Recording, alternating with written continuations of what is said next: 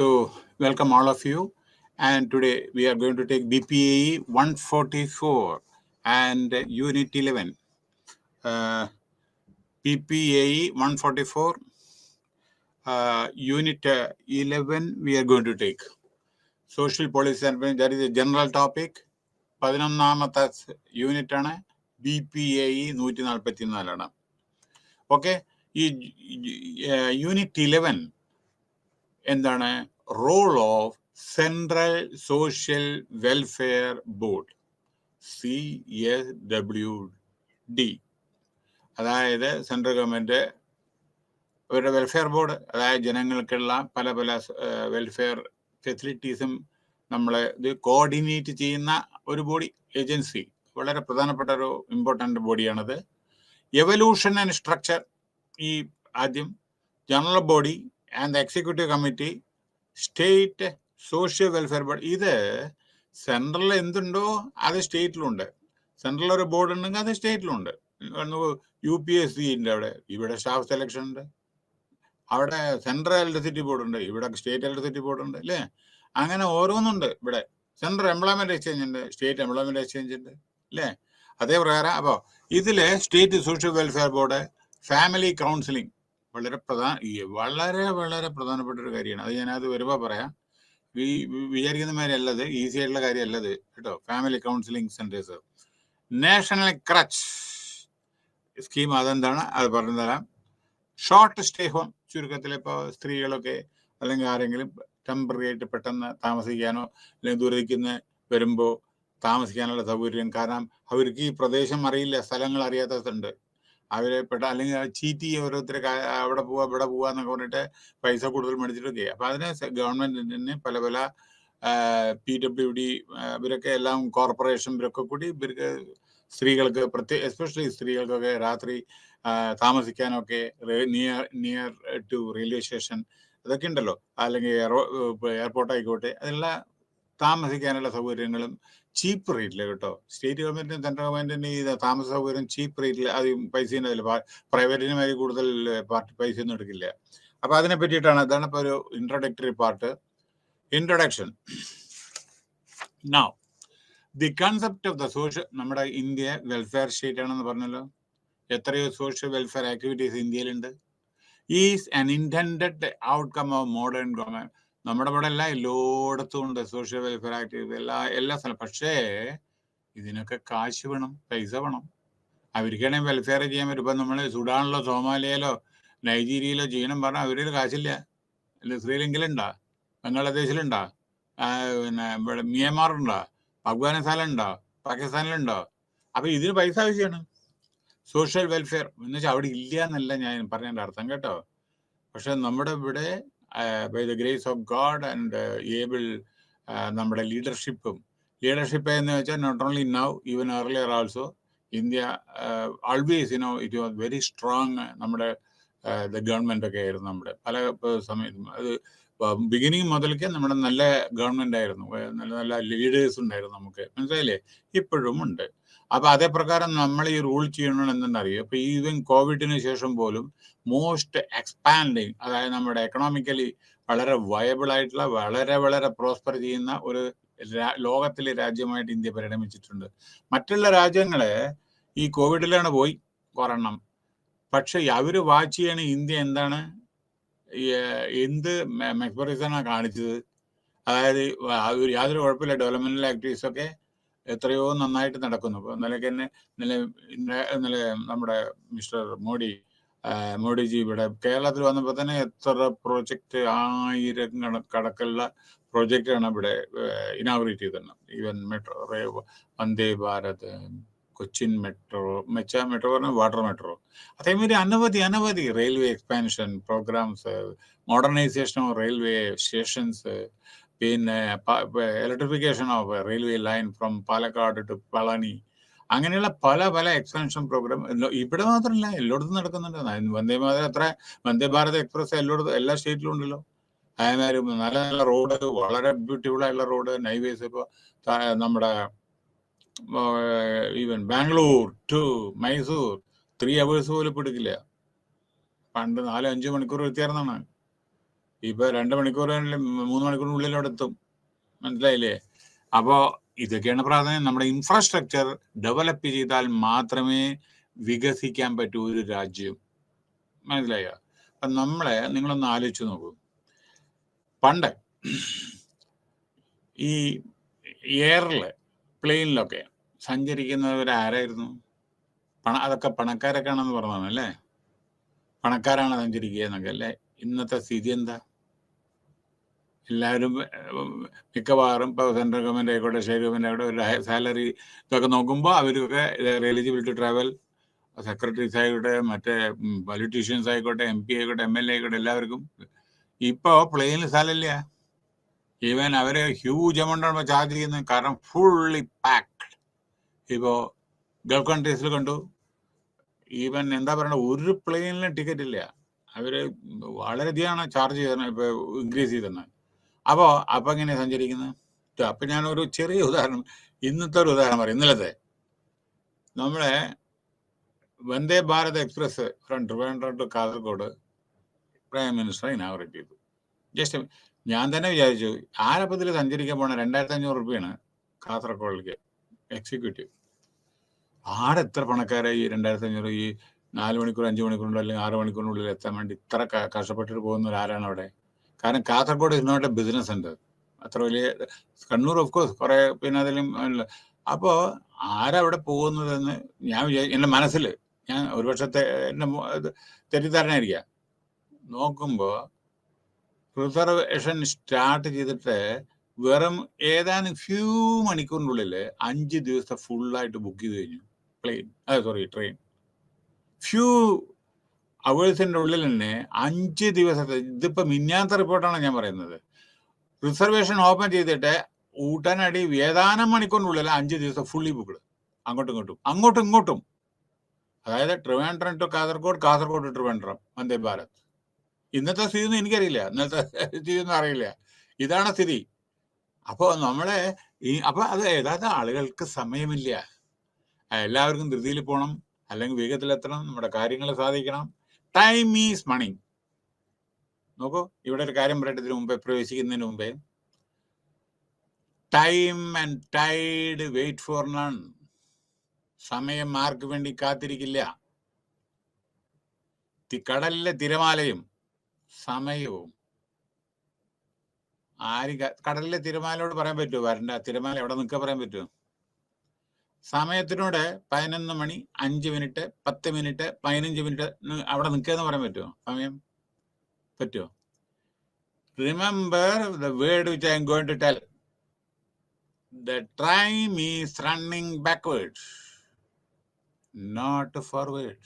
നിങ്ങൾ എന്താ അങ്ങനെ? 11 കഴിഞ്ഞ 15 അല്ലേ? 11:05 കഴിഞ്ഞ് 11:10 അല്ലേ? നിങ്ങൾ ഫോർവേഡ് അല്ലേ ചോദിക്കില്ലേ? ഇതാ കേട്ടോളൂ. 11 മണി 5 മിനിറ്റ് 3 സെക്കൻഡ് കഴിഞ്ഞാൽ 11 മണി 5 മിനിറ്റ് 4 സെക്കൻഡായി, 5 സെക്കൻഡായി, 6 സെക്കൻഡായി. അപ്പൊ ഈ 3 സെക്കൻഡ് ജീവിതത്തിൽ എന്തെങ്കിലും കിട്ടുമോ? What ever time is lost, it is lost for ever. ജീവിതത്തിൽ ഒരിക്കലും തിരിച്ചു കിട്ടില്ല സമയം. അതുകൊണ്ട് പിന്നിലേക്ക് പോകും. Time is equal opportunity ruler. പണം ഉള്ളവനും പണം ഇല്ലാത്തവനും 24 മണിക്കൂറേ ഉള്ളൂ. എങ്ങനെ 24 മണിക്കൂർ യൂട്ടിലൈസ് ചെയ്യുന്നു അവിടെ കിടക്കണമെന്ന് നിങ്ങളുടെ കഴിവ്. അതായത് രാത്രിയും പോലും ജോലി ചെയ്യണമെന്നാലും പറയുന്നില്ലല്ലോ. പക്ഷെ ജോലി ചെയ്യുമ്പോൾ ജോലി പ്രോപ്പറായിട്ട് ചെയ്യുക. അല്ലാതെ ഞാൻ I am very busy, I am too busy. ഈ ബിസി പറയുന്ന ആള് ലേസി എന്ന് പറയാം. മനസ്സിലായോ? I am busy, I don't have time, അത് പറയുന്നില്ലേ? That mean improper planning. A good personality, an able leader should be able to plan his priorities, and when he comes to office, അദ്ദേഹം അന്ന് ചെയ്യേണ്ട ആദ്യത്തെ emergency കാര്യങ്ങൾ, അത് കഴിഞ്ഞിട്ട് ബാക്കിയുള്ള കാര്യങ്ങൾ അങ്ങനെ ചെയ്ത് 5 മണിക്ക് അവനെ ചെയ്യേണ്ട ഡ്യൂട്ടി ചെയ്തിട്ട് കഴിഞ്ഞിട്ട് പോകും. അല്ലാതെ 10 മണിക്ക് ചെയ്യേണ്ടത് 11 മണിക്കാവാം, 11 മണിക്ക് ചെയ്ത് 12 മണി, അതവിടെ ഫയൽ ഇങ്ങനെ അക്യുമുലേറ്റ് ചെയ്യല്ലോ. അപ്പൊ ഓർമ്മിക്കേണ്ടത് time is equal opportunity leader, ruler. എല്ലാവർക്കും, പണക്കാരനും ദരിദ്രനായുള്ള നമ്മളെ മാതിരിയുള്ള എന്നെ മാതിരിയുള്ള ആളുകൾക്കും ഒരേ സമയം എല്ലാവർക്കും 24 മണിക്കൂറാണ്. മനസ്സിലായില്ലേ?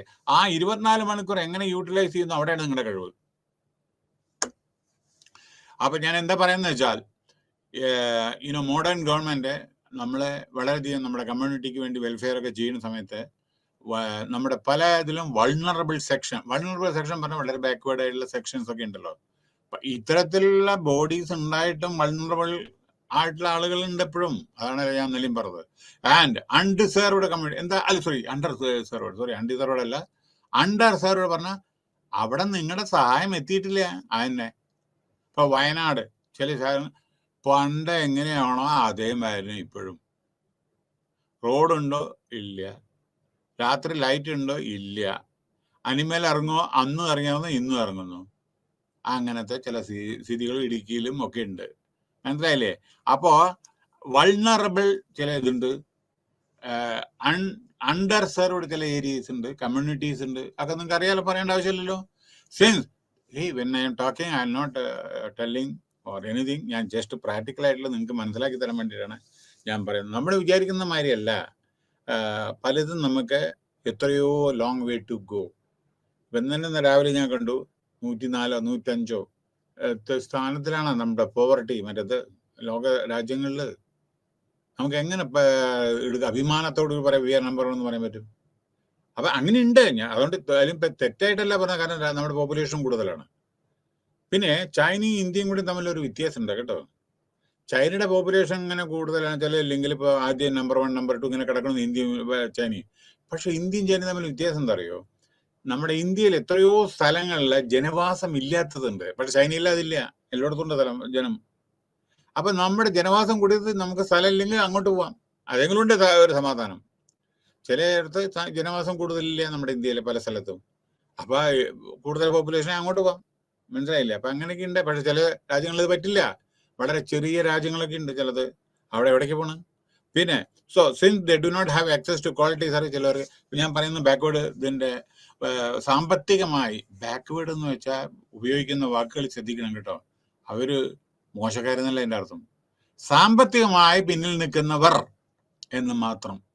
അണ്ടർ സെർവ്ഡ് എന്ന് പറഞ്ഞാൽ അവർക്ക് എത്തേണ്ട കാര്യങ്ങളൊന്നും എത്തിയിട്ടില്ല എന്നർത്ഥം.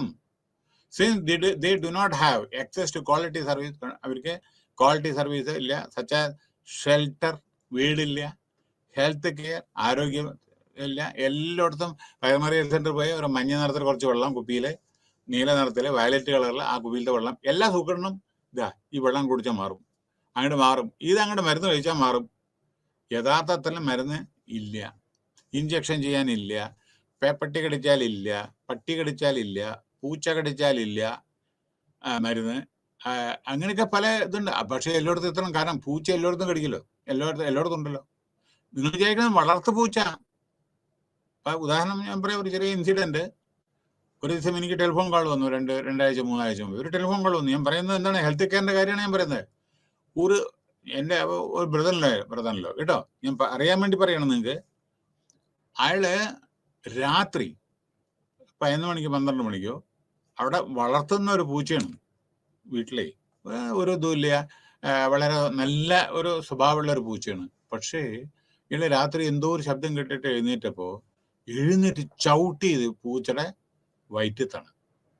അപ്പൊ എത്ര വളർത്തു മൃഗങ്ങളാണെച്ചാലും വേദന വന്നോ കടിക്കലോ, തീർച്ചയായിട്ടും അതും ഒറ്റ കടി കടിച്ചു. അപ്പൊ പിന്നെ അത് കഴിഞ്ഞ പിറ്റേ ദിവസം പറഞ്ഞു, ആൾക്കാരൊക്കെ പറഞ്ഞു അല്ലല്ല ഇതിന് ഇഞ്ചക്ഷൻ എടുക്കണം. അവേ വളർത്തുന്ന പൂച്ചയല്ലേ, അതുകൊണ്ട് അല്ലല്ല അത് കടിക്കണം, പോണം. എന്നിട്ട് മെഡിക്കൽ കോളേജിൽ പോയി എന്താ പറഞ്ഞാൽ അറിയോ, അയ്യോ അയാൾ വിചാരിച്ചു അവിടെ പോയിട്ട് ഇഞ്ചക്ഷൻ കഴിഞ്ഞാൽ അല്ലല്ല ഈ ഇഞ്ചക്ഷൻ ചെയ്താൽ നിങ്ങൾക്ക് തല കറങ്ങി അവിടെ ഇരിക്കാൻ പറഞ്ഞു 3 മണിക്കൂർ. അത് കഴിഞ്ഞിട്ട് ഞങ്ങൾ നോക്കട്ടെ എന്നിട്ട് അത് കഴിഞ്ഞിട്ട് നിങ്ങൾ പറഞ്ഞേക്കാം, എന്നിട്ട് ഇത്ര ഇഞ്ചക്ഷൻ ചെയ്യണം അങ്ങനെ എന്നൊക്കെ പറയും. അപ്പൊ ഇപ്പൊ പലപ്പോഴും അതെ, പല സ്ഥലങ്ങളിലും പട്ടിയും ഇതൊക്കെ നായൊക്കെ ഇതെല്ലാം കടിച്ചതിന് ശേഷം ചിലപ്പോൾ ഹെൽത്ത് കെയർ മരുന്നില്ല, എഡ്യൂക്കേഷൻ പിന്നെ പറയേണ്ട ആവശ്യമില്ല. ഈ വിദ്യാഭ്യാസം പറഞ്ഞാലേ എല്ലായിടത്തും ഈക്വലായിട്ട് എത്തണം. ഞാൻ പറയട്ടെ, വേറൊരു കാര്യം കൂടി ഞാൻ പറയട്ടെ കേട്ടോ. നിങ്ങളെല്ലാം വളരെയധികം പഠിക്കുന്ന ആളുകളാണ്, വളരെയധികം ലേണേഴ്സ് ആണ്. വളരെ ചിലപ്പോൾ വയസ്സായിട്ടുള്ള ആളുകൾ ഉണ്ടായിരിക്കാം, എനിക്കറിയില്ല. ഇത് നമ്മൾ എന്താണ് ഓൺലൈനിലായിട്ട് എനിക്കറിയില്ല ഏതെല്ലാം വിധത്തിലുള്ള ഏജ് ഗ്രൂപ്പാണെന്ന് എനിക്കറിയില്ല. പക്ഷെ ഒരു ശ്രദ്ധിക്കുക, എഡ്യൂക്കേഷൻ എന്ന് പറയുന്നത് അത് നമ്മൾ വൃത്തിയാക്കണം, നമ്മൾ അതിൽ ഫോക്കസ് ചെയ്യണം. നമ്മൾ അത് നന്നായിട്ട് അത് ഏത് പഠിച്ചാലും ശരി, ഏത് സയൻസ് ആയാലും കൊമേഴ്സ് ആയാലും ശരി, എന്തായാലും ശരി, നിങ്ങൾ അതിൽ നല്ല നോളജ് ഉണ്ടാക്കണം. എന്നാലേ നമുക്ക് മറ്റുള്ളവരെ ഫേസ് ചെയ്യാൻ പറ്റൂ. അല്ലെങ്കിൽ നമ്മൾ പഠിച്ചു, ഡിഗ്രി ഉണ്ട്, സർട്ടിഫിക്കറ്റ് ഉണ്ട് പറഞ്ഞാൽ ഒരു പ്രയോജനം ഉണ്ടാവില്ല. അതാണ് ഞാൻ പറയുന്ന ഒരു കാര്യം. മനസ്സിലായില്ലേ? അപ്പോൾ എത്രയോ എനിക്ക് ഇൻസിഡൻ്റ് ഉണ്ട്, എത്രയോ പ്രാക്ടീസ് കൊണ്ടാണ് ഞാൻ നിങ്ങളോട് പറയുന്നത്. ഓരോ കുട്ടികൾ പ്രൊജക്ട് വർക്ക് ചെയ്യണം പറഞ്ഞിട്ട് ഇങ്ങനെ പറഞ്ഞിട്ട് പിന്നാലെ നടക്കും. അവസാനം പറയും, സാറേ ഇത് ഞാൻ കൂട്ടി നോക്കണം, 120 പേജ് വേണം അത് ഒരു റിപ്പോർട്ട്. അപ്പൊ എങ്ങനെ നോക്കിയാലും എനിക്കൊരു 3 പേജ് 4 പേജ് ഉണ്ടാക്കാൻ പറ്റും. ബാക്കി എന്ത് ചെയ്യുക? ഉണ്ടാക്കണ്ട, പാസ്സാവണ്ട. അപ്പൊ നമുക്കറിയില്ല ഈ പ്രൊജക്ട് വർക്ക് ഉണ്ടാക്കണമെന്ന്.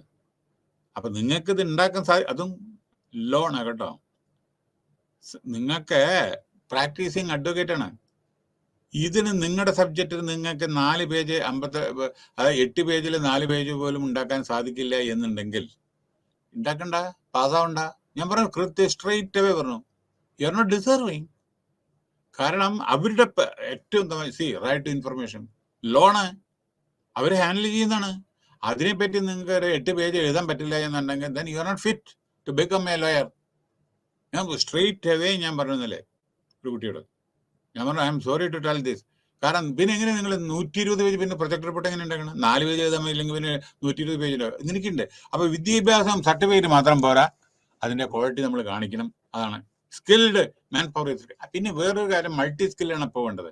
അല്ലാണ്ട് നമ്മളെ പണ്ട് MBA ഞാൻ പറഞ്ഞിട്ടുണ്ടല്ലോ, MBA പറഞ്ഞാൽ ഇന്ന് MBA ഓൾറൗണ്ടറാണ്, എല്ലാ നോളജും വേണം. ബാങ്കിലും വർക്ക് ചെയ്യുന്നുണ്ട് MBA-കാർ, പണ്ട് കോമേഴ്സ് വരെ വർക്ക് ചെയ്യുന്നുള്ളൂ. അപ്പൊ ഇതൊക്കെ ശ്രദ്ധിക്കുക. It is the duty of the state to ensure equitable distribution of resources. എല്ലാ സ്ഥലത്തും ഇല്ലാത്ത സ്ഥലങ്ങളിൽ കൊടുക്കുക. അങ്ങനെ ഇങ്ങനെ on account of limited resources, be it human or financial infrastructure, the state finds it challenging to directly provide services to the community. അപ്പോൾ സ്റ്റേറ്റിന്റെ ഡ്യൂട്ടിയാണ് ഓരോരോ കമ്മ്യൂണിറ്റീസിന് കൊടുക്കുന്നത്. ഡയറക്റ്റീവ് പ്രിൻസിപ്പിളിൽ വരുന്നതാണ്. ഒരു സ്റ്റേറ്റിന്റെ ഡ്യൂട്ടിയാണ് ഇതെല്ലാം എത്തേണ്ടടുത്ത് എത്തിക്കുക ത്രൂ നമ്മുടെ പഞ്ചായത്ത് രാജ് സിസ്റ്റം, അല്ലെങ്കിൽ ഡിസ്ട്രിക്ട് കളക്ടറോ മുഖാന്തരോ അങ്ങനെയുള്ള മറ്റുള്ള arrangement. And it seeks to involve voluntary agencies for an organized action to handle the needs and challenges faced by women and children. സ്ത്രീകളും കുട്ടികളും. So in fact, women and children should not be neglected. സ്ത്രീകളെയും കുട്ടികളെയും ഒരിക്കലും നമ്മൾ neglect ചെയ്യാൻ പാടില്ല. അവർക്ക് വേണ്ട കെയർ നമ്മൾ പ്രോപ്പറായിട്ട് എടുക്കണം. വുമൺ ഓൾസോ വളരെ പ്ലേയിങ് എ ബിഗ് റോൾ. മനസ്സിലായില്ലേ? അപ്പൊ അത് നമ്മൾ വളരെ റിഗാർഡോട് കൂടിയിട്ട് നമ്മളതെല്ലാം അഫെക്ഷനേറ്റ് ആയിട്ട് മക്കളെ അതെ നമ്മൾ വളർത്തുമ്പോൾ വേണ്ട വിധം നല്ലത് മാത്രം പറഞ്ഞ് രാജ്യസ്നേഹം, അതേമാതിരി നല്ലതായ കാര്യങ്ങൾ പറഞ്ഞ് മനസ്സിലാക്കി കൊടുക്കണം. മനസ്സിലായില്ലേ? അതുകൊണ്ട് ഇന്നത്തെ കാലത്ത് പ്രത്യേകിച്ച് counselling is very much really required actually. So parent play a very big role or molding or converting ordinary to extraordinary. മനസ്സിലായോ? അടുത്ത് evaluation and structure. The central government കീഴിൽ വരുന്നതാണ് social welfare board. Was institute 1953 setup ചെയ്ത് by a resolution of the government of India. Government of India parliament approve ചെയ്ത ഒരു റെസൊല്യൂഷനോടുകൂടി 1953 approve ചെയ്താണ്. ഇത് autonomous ഓർഗനൈസേഷനാണ്. അതായത് അവർക്ക് ഇൻഡിപെൻഡന്റ് ആയിട്ട് ഫങ്ഷൻ ചെയ്യാനുള്ള അധികാരമുണ്ട്. That comes under the ministry of woman and child development കീഴിൽ വരുന്നതാണ് central social welfare board. Ministry of woman ഇത് സ്റ്റേറ്റിലും ഉണ്ട് കേട്ടോ. Department of woman and child വരും അവിടെ.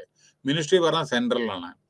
So the mandate of CSWB പറഞ്ഞ സെൻട്രൽ സോഷ്യൽ വെൽഫെയർ ബോർഡ്. ശ്രദ്ധിക്കുക, CSWB എന്ന് പറഞ്ഞാല് central social welfare board is to promote എന്തിനാണ് സെറ്റപ്പ് ചെയ്യുന്നത്? Social welfare activity, implement welfare program, target audience, ആർക്കാണ് കൊടുക്കേണ്ടത്, ആർക്കാണ് എവിടെയെല്ലാം എത്തണം, വുമണ് വേണോ, ചിൽഡ്രന് വേണോ, ഫിസിക്കലി ചാലഞ്ചഡ് വേണോ, ഇവർക്കൊക്കെ എത്തേണ്ടത് ഓരോ. ഇപ്പം നോക്കൂ, വീൽ ചെയർ നമ്മൾ കൊടുക്കുക, ആർക്കാ കൊടുക്കേണ്ടത്? ഹാൻഡിക്യാപ്ഡ് ആയിട്ടുള്ള ആളുകളല്ലേ കൊടുക്കുക, ഫിസിക്കലി ചാലഞ്ചഡ് ആയിട്ടുള്ള.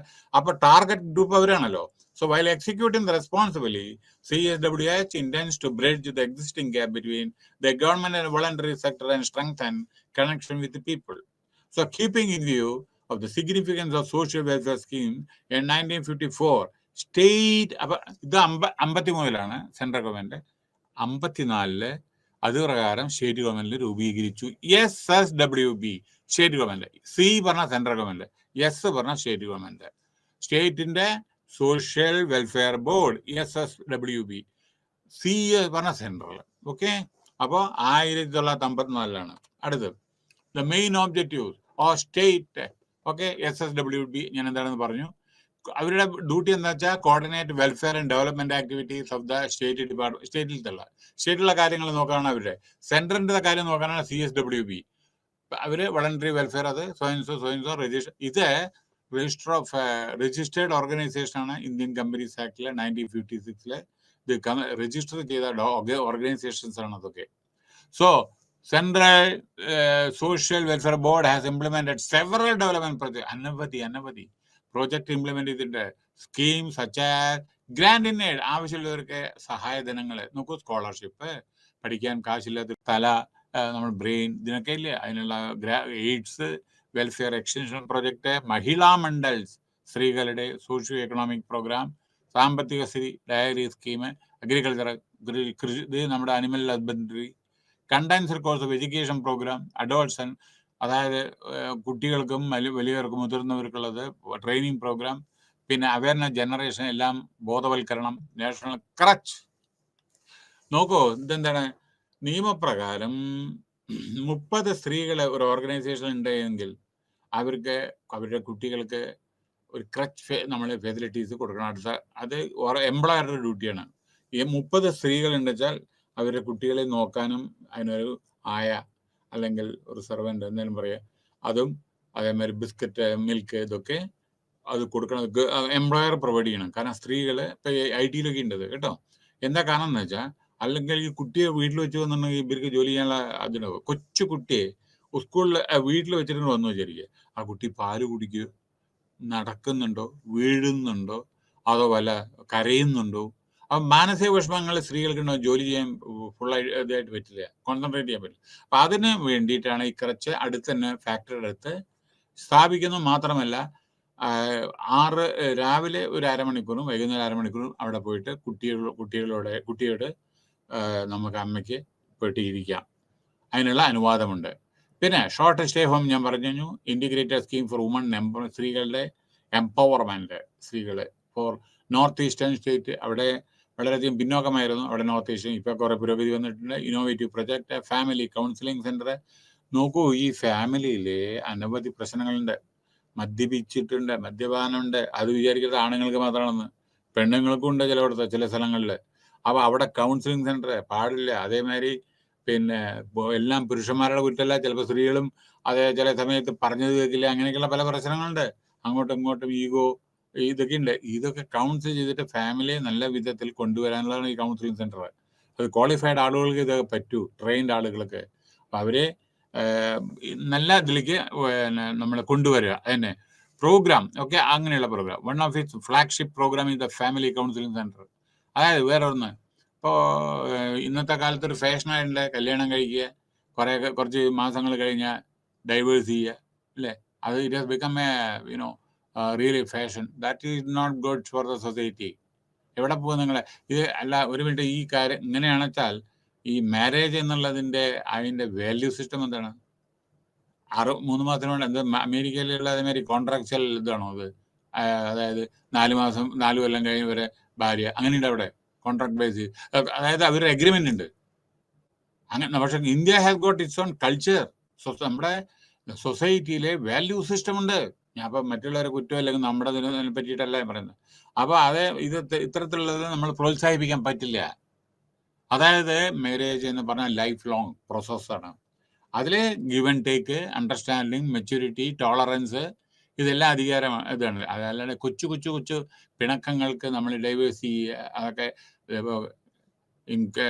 I think Kerala, Ernakulam district is having the maximum അപ്ലിക്കേഷൻസിനു. അപ്പോൾ അവിടെ കൗൺസിലിംഗ് വേണ്ടത്. എന്തിനു വേണ്ടി നിങ്ങൾ പിരിയണം? എന്താ കാരണം? ചിലപ്പോൾ കാരണം ഉണ്ടാവില്ല. അതേരസം കൊച്ചു കാര്യങ്ങൾ. ചിലപ്പോൾ ഭർത്താവിൻ്റെ വീട്ടിൽ താമസിക്കാൻ വേണ്ടി പറയാം, അമ്മയെ നോക്കണം, അല്ലെങ്കിൽ അവിടെ ഇരിക്കൂ, ഞാൻ പൈസ എല്ലാം അയച്ചു, എനിക്ക് പറ്റില്ല. ഇങ്ങനെയുള്ള കൊച്ചു കാര്യങ്ങളൊക്കെ ചിലതുണ്ടാവും. അപ്പോൾ നമ്മൾ മാരേജ് എന്ന് പറഞ്ഞാൽ ചില സമയത്ത് കുറച്ച് ഗിവ് ആൻഡ് ടേക്ക്, അവിടെ ഇങ്ങോട്ടും അങ്ങോട്ടും അത് ചില സമയത്ത് നമ്മൾ അഡ്ജസ്റ്റ് ചെയ്തിട്ട് മ്യൂച്വലായിട്ട് ട്രസ്റ്റോട് കൂടി ആണ് നമ്മൾ പോകേണ്ടത്. അല്ലാതെ ചെറിയ ചെറിയ കാര്യങ്ങൾക്ക് നമ്മുടെ ഇത്തരത്തിൽ നമ്മൾ ഇതല്ല, ഇത് റെമഡി അല്ല. നാളെ ഇത് കഴിഞ്ഞിട്ട് വേറെ എന്തെങ്കിലും വിവാഹം കഴിഞ്ഞു വെച്ചാൽ അതിൻ്റെ എങ്ങനെ വരുന്ന ദൈവത്തിന് അറിയാം. അത് കാര്യം മനസ്സിലല്ലേ? അപ്പം നമ്മൾ ആദ്യം നന്നാവാൻ വേണ്ടി ശ്രമിക്കുക എല്ലാവരും. കാരണം നമ്മളൊരു കാര്യം ചെയ്യുമ്പോൾ നല്ല വിധത്തിൽ ചെയ്യുക, ആലോചിച്ച് ചെയ്യുക, തിങ്ക് ബിഫോർ യു ആക്ട്. അതന്നെ പരിപാടി. സോ ഈ ഫോഫേഴ്സ് counselling service to aggrieved woman in case of മാരേജിന്റെ ഡിസ്കോർഡ് ഡൗറി അതുണ്ട് ചിലയിടത്തുണ്ട്. അത് പിന്നെ ചിലയിടത്ത് സത്യമായിട്ടുള്ള ചില കാര്യങ്ങളുണ്ട്. അതായത് ഡൗറി ഈ ഡൗറി അതേമാതിരി. പിന്നെ നോക്കുള്ളൂ, രാജസ്ഥാനിലെ കുറെ കാലങ്ങൾക്ക് മുമ്പ് ഒരു സംഭവം ഉണ്ടായി. വിവാഹം കഴിക്കുമ്പോഴാണ് അറിയുന്നത്, മാലയിടുമ്പോഴാണ് അറിയുന്നത് ആ കുട്ടി, ഇത് കുറച്ച് കൊല്ലങ്ങൾക്ക് മുമ്പേ നടന്നതാണ്, ആ ഭർത്താവിൻ്റെ വീട്ടിലെ ടോയ്ലറ്റ് ഫെസിലിറ്റീസ് യാതൊന്നുമില്ല, ഓപ്പൺ ഗ്രൗണ്ടിൽ പോകണം. ആ പെൺകുട്ടിക്ക് എപ്പോഴാണ് അത് മനസ്സിലാവുന്നത്? ഉടനടി വിവാഹം വേണ്ടെന്ന് വെച്ചു. എങ്ങനെ ഞാനിപ്പോൾ അവിടെ പോയിട്ട് എവിടെ ജീവിക്കുക, ഏത് പറമ്പിലാണ് പോവുക? അത് നടന്നാണ് അതൊക്കെ സംഭവം കേട്ടോ. അതേമാതിരി എത്ര അങ്ങനെ ഇൻസിഡൻറ്റ്, അതൊക്കെ ചില ജെന്യൂൻ പ്രോബ്ലമാണ്. കാര്യം ശരിയാണത്. കാരണം ഒരു വീട്ടിലൊരു ടോയ്ലറ്റും ഒന്നുമില്ല, ഫെസിലിറ്റീസ് ഒന്നും ഇല്ല എന്നുണ്ടെങ്കിൽ വളരെ ബുദ്ധിമുട്ടില്ലേ? വെള്ളമില്ല, ഒന്നുമില്ല. അപ്പം അത്തരത്തിലൊക്കെ ചില ജെന്യൂൻ പ്രോബ്ലംസ് വന്നുണ്ട്. അപ്പോൾ ആ കുട്ടി വിവാഹം കഴിച്ചില്ല. അങ്ങനെ ഇൻസിഡൻറ്റ് ഉണ്ടായിരുന്നു, പേപ്പറിലുണ്ടായിരുന്നു. പിന്നെ അതേമാതിരി പിന്നെ എന്താണ് പറയേണ്ടത്, ഈ നമ്മുടെ സോഷ്യൽ മീഡിയ, പിന്നെ അതേമാതിരി യൂസേജ്, പിന്നെ ഇങ്ങനെ നാളും ചില ഇൻസിഡൻ്റ് ഉണ്ടായി.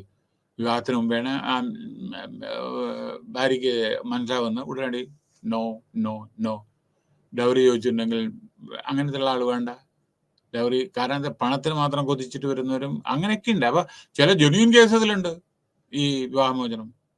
അപ്പം എല്ലാം മോശമായിട്ടല്ലല്ലോ ഞാൻ പറയുന്നത്. ചിലപ്പോൾ ജെന്യൂൻ, കാരണം ചിലർ പണത്തിൻ്റെയും സ്വർണത്തിൻ്റെയും ആർത്തി കൊണ്ട് വരുന്നുണ്ട് ചിലർ കേട്ടോ. അപ്പം അത് നല്ലതല്ല. എന്തിനീ പണം? ഞാൻ പറഞ്ഞില്ലേ, ഈ പണം ആര് കണ്ടിട്ടുണ്ടോ നാളെ? പിന്നെ ഞാൻ ഒരാളോട് ചോദിച്ചപ്പോൾ, how are you today sir, I am okay. നാളെ ഇപ്പം ഞാൻ ഉണ്ടാവുന്നതിന് അറിയാണ്ട് നാളത്തെ എനിക്ക് പറയാൻ പറ്റില്ല. ഇതിപ്പോൾ കഴിഞ്ഞ ആഴ്ച ഉണ്ടായതാ. ഹൗ ആർ യു എന്ന് ചോദിച്ചപ്പോൾ today I am okay sir. നാളെ പറയാൻ പറ്റൂ. ഇത്തരത്തിലാണ് ലൈഫ്, വെരി ഷോർട്ട് പീരീഡ്. എന്തിനാണ് ഇതൊക്കെ നമ്മൾ ഈ സ്വർണം മറ്റേതിനൊക്കെ എന്താണെന്ന് കാട്ടിക്കൂട്ടുന്ന കോലാഹലങ്ങളൊക്കെ ഉണ്ടല്ലേ? നമ്മളെ ഈ എറണാകുളം MG റോഡിൽ മുഴുവൻ ഒരു തലയ്ക്ക് മറ്റേ തല വരെ മുഴുവൻ ഗോൾഡ്, എന്താണ് മലബാർ ഗോൾഡ്, മറ്റേ ഗോൾഡ്. എന്തിനാണതല്ലേ? ഇത് ഞാനൊരു കാര്യം ചോദിച്ചേ, നിങ്ങളുടെ ലൈഫ് റിസ്ക് അല്ലേ? ചിലപ്പോൾ ഇതിട്ടിട്ട് നിങ്ങൾക്ക് റോഡിൽ കൂടെ പോകാൻ പറ്റുമോ? ഇവൻ ഭർത്താവിൻ്റെ കൂടെ ഉണ്ടോ വിചാരിക്കുക? റിസ്ക് അല്ലേ ലൈഫിൻ്റെ? ഓക്കെ, നോ നിങ്ങളെ കൊണ്ട് ഇതിൽ ലോക്കർ വെച്ച്, എന്നിട്ട് non productive purpose you are utilizing productive money. അത് മൾട്ടിപ്ലൈ ചെയ്യുന്നില്ലല്ലോ. അത് നിങ്ങൾ പറയും ഗോൾഡ് പ്രൈസ് ഇൻക്രീസ് ചെയ്യുന്നുണ്ട് അല്ലേ? പക്ഷെ നിങ്ങളുടെ പെട്ടിയിൽ അവിടെ കൊണ്ട് വെക്കലല്ലേ ഉള്ളൂ, എന്നും ഇടാൻ പറ്റില്ലല്ലോ. അപ്പോൾ നിങ്ങൾ ഇത് നമ്മൾ ആവശ്യത്തിന് വേണം, അതല്ല പറയുന്നത് വേണ്ടത്. പക്ഷേ അനാവശ്യത്തിന് ചില സമയത്ത് പിന്നെ ഇത്. അപ്പോൾ ഈ ഡൗറി ഇതൊക്കെ വളരെ വളരെ തെറ്റായ കാര്യങ്ങളാണ്, 100% തെറ്റായിട്ടുള്ള കാര്യങ്ങൾ. അപ്പോൾ ഇല്ലെങ്കിൽ ഞങ്ങൾ കല്യാണം കഴിക്കില്ല എന്ന് പറയുന്നത് വേണ്ട, കല്യാണം കഴിക്കേണ്ട പറയുക. കാരണം എന്തറിയോ, അത്തരത്തിലുള്ള ആളുകൾ ഡേഞ്ചറസ് ആണ്. പണം മാത്രം മോഹിച്ച്, നിങ്ങൾക്കറിയില്ല പല പല കാര്യങ്ങളും കേരളത്തിൽ നടന്ന പാമ്പിനെ കൊണ്ട് കൊത്തിക്കലും എന്തെല്ലാം സംഭവങ്ങൾ നടന്നപ്പോൾ പണം പണം പണം പണം പണം. അപ്പം അതുകൊണ്ട് ഞാൻ പറയട്ടെ, I got one daughter, only one daughter. ആ കുട്ടിയുടെ കല്യാണത്തിന് ഞാൻ പറഞ്ഞു, ഒരു പൈസ ഞാൻ തരില്ല. ഞാൻ എന്തെങ്കിലും അല്ല സ്വർണ്ണം എന്തെങ്കിലും സമ്പോസ് എന്തെങ്കിലും കൊടുത്തിട്ട് അത് മതി, അതിലുള്ളൂ. ഞാൻ ഒന്നും തരില്ല, ഒരു പ്രോമിസും ഇല്ല. അത് വിചാരിച്ച് വരണ്ട. കാരണം ഒരു കുട്ടിയുള്ളൂ, അപ്പം എന്തെങ്കിലും പരീക്ഷയൊന്നും വരണ്ട. ഞാനും ഗവൺമെന്റിലെ കണ്ട ഒന്നുമില്ല. ഞാൻ ക്ലിയർ കട്ടായിട്ട് പറഞ്ഞു. കാരണം ഞാൻ കണ്ടിട്ടുണ്ട് സങ്കടങ്ങൾ അനവധി. എന്താ കാരണം എന്ന് വെച്ചാൽ, വിവാഹത്തിന് മുമ്പേ തലേ ദിവസം രാവിലെ വിവാഹം, തലേ ദിവസം, ഞാൻ ഈ ഡൗറിയുടെ കാര്യമാണ് പറഞ്ഞത്, നിങ്ങളുടെ പുസ്തകത്തിലുള്ളതാണ്. തലേ ദിവസം രാത്രി ഓർക്കണം, പിറ്റേ ദിവസം രാവിലെ 7 മണിക്ക് കല്യാണമാണ്. തലേ ദിവസം രാത്രി ഒരു തന്തിയും തള്ളിയും കൂടി ചെക്കൻ്റെ വീട്ടിൽ നിന്ന് വരും. ആരെ മുത്തച്ഛനോ അച്ഛനോ അമ്മയോ ആരെങ്കിലും എന്നിട്ട് പറയും, എൻ്റെ മകൻ ഇടാൻ പോകുന്ന മാല ഇത്ര പവൻ്റെയാണ്, അപ്പോൾ അതിനനുസരിച്ച് നിങ്ങളും അതേമാതിരി വള ഇതൊക്കെ അത്ര ഈക്വലും അല്ലെങ്കിൽ അതിൻ്റെ മീതി ആയിക്കൊള്ളണമെന്ന്. അവരെവിടെ രാത്രി പോയിട്ട് ഇവിടുന്ന് വള വാങ്ങാൻ പോവുക? അവർ രാത്രി വന്നിട്ടാ പറയണം മകൻ ഇത്ര പവൻ്റെയാണ് മാലയിടാൻ പോകണമെന്നത്. മുമ്പേ പറഞ്ഞിട്ടില്ല, രാത്രിയാണ് പറയണത്. അതുകൊണ്ട് നിങ്ങൾ ഈക്വലായിട്ട് അവൻ്റെ സ്റ്റാറ്റസിനനുസരിച്ച് വള ഇങ്ങോട്ട് വള അല്ലെങ്കിൽ വേറെ എന്തെങ്കിലും ഇടണം. അത്ര അത്ര അത്ര എക്സ്ട്രാ ആൾറെഡി എത്ര 100 110 കൊടുത്ത ആ സ്ഥലത്താണ് ഞാൻ പറയും. ഇത് എത്രയോ വർഷങ്ങൾക്ക് മുമ്പേ നടത്താൻ പോണം. ഇത് ഇങ്ങനെ ആ അച്ഛനും അമ്മയും കരയുന്നത് ഞാൻ കണ്ടിട്ടുണ്ട്. ഇവിടെ പോകും രാത്രി, പിറ്റേ ദിവസം ഇത് കൊടുത്തിട്ടില്ലെങ്കിൽ കല്യാണം കഴിക്കില്ല എന്നാണ് പറയുന്നത്. കാര്യം മനസ്സിലായില്ലേ? അതേമാതിരി വേറൊരു ഇൻസിഡന്റ് ഞാൻ പറയുന്നത്, ഇത്രയും ഞാൻ പഠിച്ചതാണ്. അതുകൊണ്ട് വേറെ ഇൻസിഡന്റ് ഞാൻ പറയാം. വിവാഹമൊക്കെ ഉറച്ചിട്ട് വിവാഹത്തിന് തലേ ദിവസം എന്ന് പറയും, ആ കുട്ടിക്കുള്ളത് ആദ്യം എഴുതി വെക്കുക, അല്ലെങ്കിൽ കാരണം ഞങ്ങൾക്ക് പിന്നീട് വന്നിട്ട് ഇത് നെഗോഷിയേറ്റ് ചെയ്യാനൊന്നും പറ്റില്ല. എവിടെ പോയിട്ട് രാത്രി രജിസ്റ്റർ ചെയ്യും? അതുവരെ ഒന്നും പറയില്ല. അപ്പൊ നമ്മുടെ അച്ഛനും അമ്മയ്ക്കുള്ളത് കുട്ടികൾക്ക് കൊടുക്കില്ല. പക്ഷെ അത് പോരാ, എഴുതി വെക്കണം. എപ്പോഴാ പറഞ്ഞത്? തലേ ദിവസം വന്നിട്ട് പിറ്റേ ദിവസം ചിലപ്പോൾ ഞായറാഴ്ച ആയിരിക്കും അവിടെ രജിസ്റ്റർ ഓഫീസ് ഉണ്ടാവുക. അങ്ങനെയൊക്കെയുള്ള കാര്യങ്ങളുണ്ട്. അപ്പൊ അതൊക്കെ ഞാൻ എന്തുകൊണ്ടാണ് പറയുന്നത് വെച്ചാൽ, അഗ്രിയുടെ വുമണ്ട് സ്ത്രീകൾക്ക് എന്തൊക്കെ അത് ഒന്നും ശരിയല്ല. നമ്മൾ ആദ്യം ഒരു മനുഷ്യനായിട്ട് ജീവിക്കാൻ പഠിക്കുക. പണത്തിന് വേണ്ടിയിട്ട് നമ്മൾ ഇങ്ങനെ കൊതിക്കാതിരിക്കുക. കാരണം എന്താ പറയുക, ഇതൊന്നും ശാശ്വതമല്ല. നമ്മൾ അർഹിക്കുന്നതാണ് അതൊക്കെ. വേണ്ടാന്നല്ല പറയുന്നത്, ഇതൊക്കെ സൊസൈറ്റിയിൽ ഉണ്ട്. പക്ഷെ ഇതൊന്നും ഇല്ലാണ്ട് ഞാനൊക്കെ ജീവിച്ചു. അതാണ് ഞാൻ പറയുന്നത്. ഇത്ര കാലം, ഇനി എത്ര കാലം ഉണ്ട് അത് ബോണസാണ് ദൈവത്തിന്റെ. ഞാൻ എന്താ പറയുക, ഇതൊന്നും ഇല്ലാതെ ഞാൻ ക്ലിയർ കട്ട് പറയാൻ ഒന്നും ഞാൻ തരില്ല. എനിക്കൊന്നുമില്ല, ഞാൻ വീടുമില്ല, യാതൊന്നുമില്ല. അതൊന്നും വിചാരിച്ച് കല്യാണം കഴിക്കണ്ട. കൊടുത്തു. കാരണം എന്താ പറയുക, ഇത് കൊടുത്താൽ അവര് പ്രതീക്ഷിക്കുന്നത് മൾട്ടിപ്പിൾ ചെയ്യണം. നോ, എനിക്ക് സാധിക്കുന്ന എന്താണെന്ന് ഞാൻ ചെയ്യും. That's all. അത്ര മാത്രമേ ഉള്ളൂ. ഒരു ഇതുമില്ല. അത് മതി, ഇല്ലെങ്കിൽ വേണ്ട. അതാണ്. അപ്പൊ ഇവിടെ പറയുന്നത് എന്തിനറിയോ, ഈ ഫാമിലി കൗൺസിലിംഗ് ഇതൊക്കെ ഈ പ്രശ്നം കൊണ്ടാണ് ഇതൊക്കെ വരുന്നത്. പിന്നീട് അങ്ങോട്ടും ഇങ്ങോട്ടും തെറ്റിപ്പിരിഞ്ഞ് വലിയ വലിയ പ്രശ്നങ്ങൾ സംഭവിക്കുന്നു. അപ്പൊ അപ്പോഴാണ് ഫാമിലി കൗൺസിലിംഗ് വേണ്ടത്. അപ്പൊ ഇങ്ങനെയൊക്കെ പല കാര്യങ്ങളുണ്ട്. പിന്നെ ഫാമിലി കൗൺസിലിംഗ് അസുഖങ്ങൾ ബാധിക്കും ചില സമയത്ത്, മാനസിക ഇതൊക്കെ. അപ്പൊ അത് ഈ മാനസിക എങ്ങനെ വരണേ? പ്രഷർ കൊടുത്തിട്ടല്ലേ. അപ്പൊ അതിന്നൊക്കെ ഈ കൗൺസിലിംഗ് വേണം. അപ്പൊ അതിനൊക്കെ ഡൊമസ്റ്റിക് വയലൻസ്, അടി പിടി, അറിയാലോ, മോളിസ്റ്റേഷൻ പറയണ്ടല്ലോ, സൈബർ ക്രൈം, അത് മാത്രമേ ഇപ്പോൾ ഉള്ളൂ. പോരെ? പക്ഷേ ഈ സൈബർ ക്രൈം ശ്രദ്ധിക്കണേ, നിങ്ങൾ കാണുന്നതൊന്നും ശരിയല്ല. പകുതി സൈബറിൽ കാണുന്നത് 50% തെറ്റാണ്.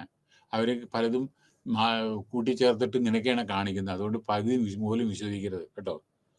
കാരണം നമ്മൾ എന്താ പറയുന്നത്, കാണുന്നതല്ല യഥാർത്ഥം. മനസ്സിലായില്ലേ?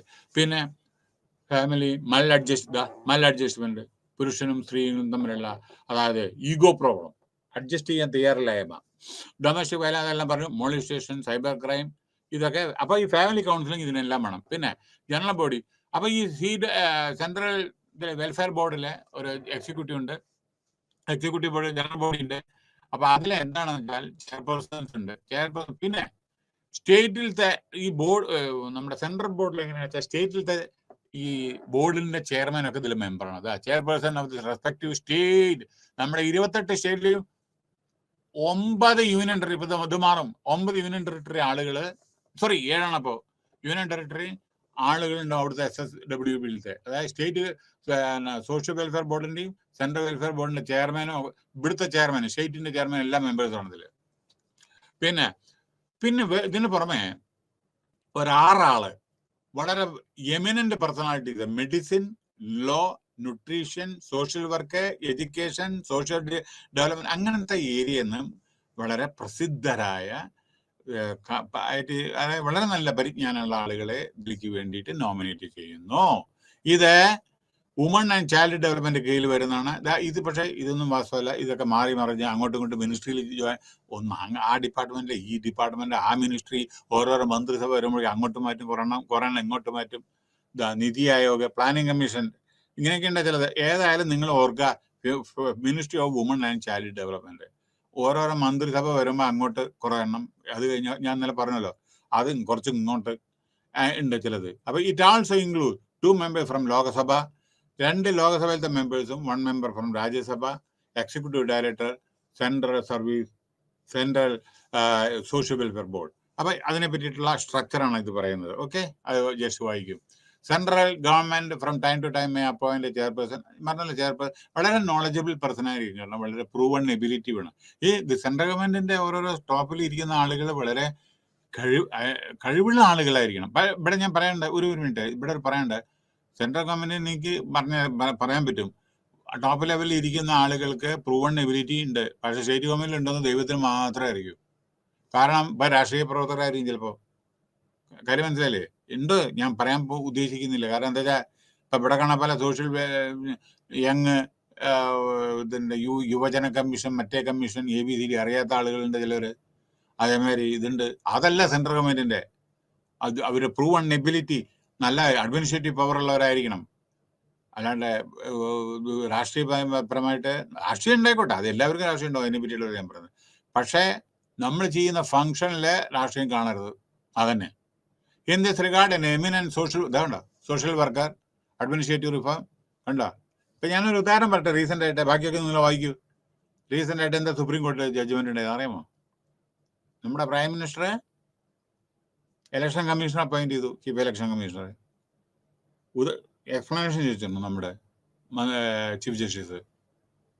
ഏത് വിധത്തിലാണ് അപ്പോയിന്റ് ചെയ്തത്, ഏതാ നിങ്ങളുടെ സ്ട്രക്ചർ, എങ്ങനെയാണ് നിങ്ങൾ ഇന്റർവ്യൂ ചെയ്തത്? കാരണം എന്താ വെച്ചാൽ വെള്ളിയാഴ്ച സെൻട്രൽ ഗവൺമെന്റ് രാജിവെച്ചു, ശനിയാഴ്ച ലീവാണ്, ശനിയാഴ്ച ഇന്റർവ്യൂ അറ്റൻഡ് ചെയ്തു, ഞായറാഴ്ച അയാൾക്ക് അപ്പോയിന്റ്മെന്റ് ലെറ്റർ കിട്ടി, തിങ്കളാഴ്ച ജോയിൻ ചെയ്തു. എങ്ങനെയുണ്ട് പരിപാടി? ബാക്കി ഞാൻ പറയുന്നില്ല. അപ്പോൾ ഇതങ്ങനെയൊക്കെയാണ് നടക്കുന്ന, ചിലപ്പോൾ നടക്കും. അപ്പോൾ അത് ചോദ്യം ചെയ്തിട്ടുണ്ട്. ഞാൻ ഡോണ്ട് ടേക്ക് ഇറ്റ് അതർവൈസ് കേട്ടോ. ഞാൻ പറയുന്നത്, ഞാൻ എത്രയോ റിക്രൂട്ട്മെന്റ് സെൻട്രൽ ഗവൺമെന്റിൽ ചെയ്ത ആളുകളാണെന്നുള്ള നിലക്കാണ് ഞാൻ പറയുന്നത്. ഞങ്ങളൊന്നും അങ്ങനെ ഒരിക്കലും അവർ ചെയ്തുകൊണ്ട് ഞാൻ അവരുടെ തെറ്റൊന്നുമല്ല ഞാൻ പറയാം. അവർക്ക് എന്തെങ്കിലും കമ്പൽഷൻ ആയിരിക്കും, ഞാൻ അതിനെ പറ്റിയിട്ടല്ല പറയുന്നത്. അവർ ചെയ്ത് തെറ്റണം ഞാൻ ഒരിക്കലും പറയുന്നില്ല. അവർ എന്തോ ചെയ്തോട്ടെ. പക്ഷെ എൻ്റെ കയ്യിൽ നിന്ന് 10-29 കൊല്ലം ചെയ്യുമ്പോൾ എൻ്റെ മുമ്പിലെ ശിവനായിക്കോട്ടെ, വിഷ്ണു ആയിക്കോട്ടെ, വേറെ ആരെങ്കിലും ആയിക്കോട്ടെ, നോ, ഇതാ ഇങ്ങനെ ഒറ്റ നോട്ടം എനിക്ക് എല്ലാവരും ഈക്വലാണ്. ഒരു വിധത്തിലും ഒരു മുൻഗണന ഒരാൾക്ക് ഞാൻ കൊടുത്തിട്ടില്ല മെറിറ്റോറിയസ് സർവീസ്. അതുകൊണ്ട് എനിക്ക് സംതൃപ്തി ഉണ്ട് എൻ്റെ ജോലിയിൽ. അതായത് അനാവശ്യമായിട്ട് ഒരാൾക്കും നമ്മളൊരു ഇതും ചെയ്തിട്ടില്ല, സഹായവും ചെയ്തിട്ടില്ല. കാരണം എന്താ ഇവര് സഹായം നമ്മൾ ചെയ്യുന്നത് ജോലി തരണം, മറ്റേ തരണം എന്നൊക്കെ പറയാം. അപ്പൊ ഈ ജോലി ചെയ്യുന്ന ആള്, മെറിറ്റിൽ വന്ന ആള് ഞാൻ എന്ത് ചെയ്യുക? റിജക്ട് ചെയ്യേ. മെറിറ്റിൽ വന്ന ആളെ റിജക്ട് ചെയ്തല്ലേ മറ്റുള്ള എടുക്കാൻ പറ്റൂ. അപ്പൊ ഞാൻ ചെയ്യുന്നത് തെറ്റല്ലേ? അപ്പൊ അങ്ങനെ ചെയ്യാതെ നമ്മളെ മെറിറ്റിൽ വന്ന ആള് വരട്ടെ, അവര് ജോലി വരട്ടെ. ഒരു കാര്യമുണ്ട്, ഞാൻ ഒരു ചെറിയ നിങ്ങൾക്ക് അറിവിന് വേണ്ടി ഞാൻ ഒരു കാര്യം പറയട്ടെ. ഈ പലയിടത്തും റെക്കമെൻഡേഷൻ, മറ്റേ റെക്കമെൻഡേഷൻ, ഈ റെക്കമെൻഡേഷൻ ഒക്കെ ഉണ്ടല്ലോ, എല്ലായിടത്തും ഉണ്ടല്ലോ. നിങ്ങൾക്ക് കഴിവുണ്ടെങ്കിൽ ഒരു റെക്കമെൻഡേഷൻ വേണ്ട. നിങ്ങൾ ഇന്നല്ലെങ്കിൽ നാളെ നിങ്ങൾ you will achieve your goal or you will get the job. ഈ IAS എങ്ങനെ കിട്ടുന്നത്? ആരെങ്കിലും റെക്കമെൻഡ് ചെയ്തിട്ടാണോ IAS കിട്ടുന്നത്? ഈ ഇപ്പൊ നമ്മൾ കാണുന്ന IAS സെലക്ഷനൊക്കെ മെയിൻ ഇതെല്ലാം കഴിഞ്ഞിട്ട് ആരെങ്കിലും റെക്കമെൻഡ് ചെയ്തിട്ടാ? അവിടെ റെക്കമെൻഡേഷൻ പറ്റുമോ? കഴിവുണ്ടെങ്കിൽ പാസ്സാവും. അതന്നെ, കഴിവുണ്ടെങ്കിൽ നമ്മളെല്ലാം ആ പൊസിഷനിൽ എത്തും. റെക്കമെൻഡേഷൻ പോകുന്ന ആളുകൾക്ക് കഴിവില്ല എന്നർത്ഥം. Take it from me. Recommendation നിങ്ങൾക്ക് കഴിവുണ്ട് എന്നുണ്ടെങ്കിൽ ഇന്നല്ലെങ്കിൽ നാളെ കിട്ടും, വെയിറ്റ് ചെയ്യൂ.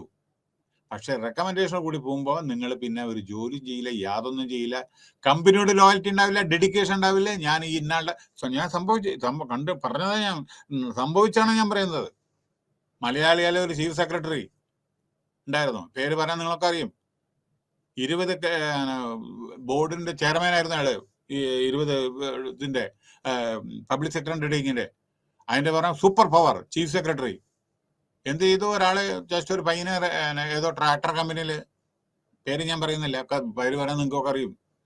ഇന്ത്യത്തെ 2ാമത്തെ ട്രാക്ടർ കമ്പനിയാണത്. എൻ്റെ വീടിൻ്റെ അടുത്തുള്ള തന്നെയായിരുന്നു ഞാൻ താമസിക്കുമ്പോൾ. ആ കമ്പനിക്ക് റെക്കമെൻഡ് ചെയ്തു ഈ ചെക്കനെ. പക്ഷെ ചെയർമാൻ ഇരിക്കാൻ പറ്റില്ല. എന്താ കാരണം വെച്ചാൽ സെക്രട്ടറി റെക്കമെൻഡ് ചെയ്തിട്ട്. എടാ ചെയർമാൻ പറഞ്ഞു, വേഗം ശരി, എന്തോ പെയിന്ററോ വെൽഡറോ എന്തോണോ ചെക്കൻ, അത്രേ ഉള്ളൂ ക്വാളിഫിക്കേഷൻ. അവനെ അപ്പോയിന്റ് ചെയ്തു, അവനെടുത്തു. എടാ പിറ്റേ ദിവസം അവൻ ജോലിയില്ല. ഞാൻ ഇന്ന ആളുടെ ആളാണ്, ഞാൻ ചീഫ് സെക്രട്ടറി ആളാണ്, ഞാൻ ജോലിയില്ല. എന്താ ചെയ്യ? 1 കൊല്ലം ആ കമ്പനി വെയിറ്റ് ചെയ്തു, 10 പൈസ പണി അവൻ ചെയ്തില്ല. അവസാനം ആ അവിടുത്തെ ചെയർമാൻ പറഞ്ഞു സെക്രട്ടറിയോട്, സാറേ ഇതെങ്ങനെയാണ്, ഞങ്ങളെ സാറ് പറഞ്ഞിട്ട് ചെയ്തു. ടെർമിനേറ്റ് ചെയ്യും ഇമ്മീഡിയറ്റ്ലി. മനസ്സിലായി?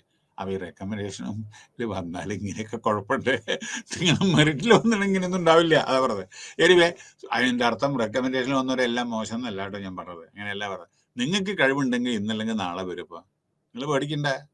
കാരണം എല്ലാവരും അങ്ങനെ തന്നെ ലളിതമായ ജീവിതമാണ് ചില സമയത്ത്. പക്ഷെ അവരൊക്കെ ഹയർ പൊസിഷനിൽ എത്തുന്നില്ലേ? ഇന്നല്ലെങ്കിൽ നാളെ എത്തും. The government can consult the chairperson to nominate the executive. അങ്ങനെ ഇത് ഫൈനാൻഷ്യൽ അഡ്വൈസർ ഇതൊക്കെ ഇതിന്റെ സ്ട്രക്ചറാണ് കേട്ടത്. ഇതിനെ പറ്റിയിട്ടാണ് ഇത് പറയുന്നത്, നോൺ ഗവൺമെന്റ്. പിന്നെ വേറൊന്ന്, ഈ സെൻട്രൽ വെൽഫെയർ ബോർഡിലെ സോഷ്യൽ വെൽഫെയർ ബോർഡിൽ ഒന്നും NGOs, നോൺ ഗവൺമെന്റൽ ഓർഗനൈസേഷൻ ചിലവരെടുക്കും. ആരറിയോ? സൊസൈറ്റിയിൽ നല്ല ജോലി ചെയ്ത് പ്രൂവൺ, അതേമാതിരി ഇപ്പൊ ലോല് വേറെ നല്ല കഴിവുള്ള ആളുകളെ എടുക്കും. വളരെ ഉപയോഗപ്രദമായ ചില ആളുകൾ ഉണ്ടായിരിക്കും. മനസ്സിലായില്ലേ? അപ്പൊ അവരെ എടുക്കണം. കാരണം അവരുടെ സേവനം നമുക്ക് ആവശ്യമാണ് ജനങ്ങളിലെ. അതാണ് ഡെമോക്രസി. അപ്പൊ നല്ല നല്ല കാര്യങ്ങൾ ചെയ്യുന്ന അവരെയും നമ്മളൊരു മെമ്പറായിട്ട് ഇത്തരത്തിലുള്ള ബോർഡിൽ എടുക്കണം. കാരണം അപ്പൊ അവർക്ക് നല്ല നല്ല റെക്കമെൻഡേഷൻ തരാൻ പറ്റും. ഓക്കെ. അടുത്ത് state social welfare board. Same, സെൻട്രലിന്റെ നേരെ ഓപ്പോസിറ്റ്. സ്റ്റേറ്റ് ഓപ്പോസിറ്റ് അല്ല, അതേ ഫംഗ്ഷൻ. ഓപ്പോസിറ്റ് അല്ല കേട്ടോ. State welfare board, social welfare board comprise 50% of SWB members, social welfare board members, and 50% SSW members. അങ്ങനെ അതിന്റെ സ്ട്രക്ചറാണ് കേട്ടോ. അതിൽ ചെയർപേഴ്സൺ ഉണ്ടാവും. അവിടെയാണ് ഞാൻ പറയുന്നത്, ഈ ചെയർപേഴ്സൺ ഉണ്ടല്ലോ, നമ്മുടെ ചില സമയത്ത് നമ്മുടെ രാഷ്ട്രീയ പ്രവർത്തകർ, അവിടേക്കാണ് ഈ ചിലപ്പോൾ വരിക പ്രശ്നങ്ങൾ. സെക്രട്ടറി അയാൾ പിന്നെ ഒഫീഷ്യൽ ഇതിലുള്ളതാണ്. അയാളാണ് ഇത് മീറ്റിംഗ് എല്ലാം കൺവീൻ. അയാളാണ് ലീഗൽ ഡോക്യുമെന്റ്സും എല്ലാം പ്രിപ്പയർ ചെയ്യേണ്ടത്, എല്ലാ കമ്പനികളുടെ ബാലൻസ് ഷീറ്റും ഇതൊക്കെ. ചെയർപേഴ്സൺ ആൾവേസ് ഈ പേഴ്സൺ. ഒരു കാര്യം കൂടി ഉണ്ട് കേട്ടോ, ഞാൻ പറയാം, എൻ്റെ പ്രാക്ടിക്കൽ എക്സ്പീരിയൻസ് കൊണ്ട് പറയണം. When I was in Punjab, Chandigarh, അനവധി പബ്ലിക് സെക്ടർ അണ്ടർടേക്കിങ്ങിന്റെ ചെയർമാൻ പൊളിറ്റീഷ്യൻ ആയിരിക്കും, മാനേജിംഗ് ഡയറക്ടർ IAS ആയിരിക്കും. പോരെ, രണ്ടും അടിപിടി. ചെയർമാൻ ഞാനാണ് വലുത്, സെക്രട്ടറി മാനേജിംഗ് ഡയറക്ടർ ഞാനാണ് വലുത്. അപ്പൊ കാരണം എല്ലാ പവറും മാനേജിംഗ് ഡയറക്ടർ എടുത്തുള്ളത്. പക്ഷേ ബോർഡ് മീറ്റിംഗ് ചെയർ ചെയ്യേണ്ടത് ചെയർമാനാണ്. പോരെ. അപ്പൊ ചെയർമാൻ പറഞ്ഞതൊക്കെ വേണം, എനിക്ക് വേണം. അപ്പം ഇവർ തമ്മിൽ കോൺഫ്ലിക്റ്റ് ആണ്. ഓർമ്മയ്ക്കിടെ സെൻട്രൽ ഗവൺമെന്റിൽ ഇതേമാതിരിയുള്ള പരിപാടി ഉണ്ടായിരുന്നു. ചെയർമാൻ മാനേജിംഗ് ഡയറക്ടർ പോലെ. രാജീവ് ഗാന്ധി പ്രധാനമന്ത്രി ആയിരിക്കുന്ന സമയത്താണ് ഈ chairman and managing director minimum period 5 years. അതുവരെ ചെയർമാൻ ഒരാള്, മാനേജിംഗ് ഡയറക്ടർ വേറൊരാള്, കോൾ അതോറിറ്റി ആയിക്കോട്ടെ, നമ്മുടെ സ്റ്റീൽ പ്ലാന്റ് ആയിക്കോട്ടെ, നാഷണൽ തെർമോപ്പവർ, ചെയർമാൻ അത് അടിയായിരിക്കും. എന്താ കാരണം? ചെയർപേഴ്സൺ എപ്പോഴും പൊളിറ്റീഷ്യൻ ആയിരിക്കും ചെയർമാൻ.